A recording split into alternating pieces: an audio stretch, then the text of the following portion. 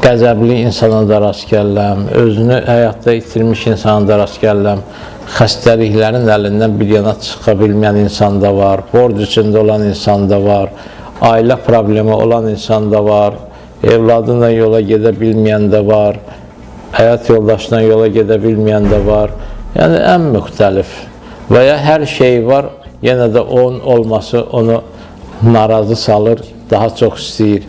Yəni, insanlar həmişə özlərinə problem də fikirləşirlər, artırırlar. Amma bütün çatışmazlıqlarına baxmayaraq, biz əlbəttə insanlara ilk növbədə sevgi ilə, məhəbbətlə yanaşmasaq, öz işimizi yaxşı görə bilmərik. Məncə, bütün peşəkarlar belədir.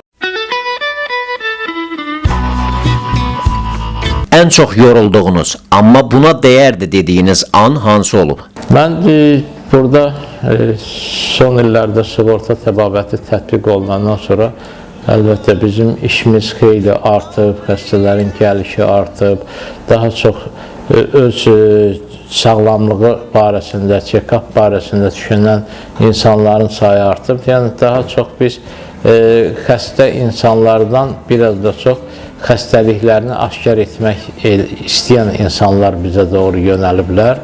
O da bizim işimizi xeyli artırıb və hərdən hansısa xəstələrim olur ki, onlar bizə yazığı gəlir də, adıma deyir ki, ustam doktor, işim yaman çoxdur, bu səni yormur ki. Mənim ona cavabım odur ki, mən 20 il reanimasiyada işləmişəm, orada çox ağır xəstələrlə birlikdə olmuşam. O mənim üçün çox çətin olub, həqiqətən boynuma alıram. Hal-hazırda etdiyim iş və çətinlik, onun qarşısında heç nə hesab edirəm. Yəni, indiki işimdən mən zövq alıram ki, insanlara kömək edə bilirəm, onların müalicəsinə məşğul ola bilirəm və onlara köməyim dəyir. Əlbəttə, yenə də ideal deyil. Zaman-zaman müəyyən çətinliklər də yaranır, statistikaya düşən xəstə qruplar da var. Amma ümumiyyətlə, hər halda yardımımızı, köməyimizi eləyə bildik insanlara. Allaha şükürlər olsun.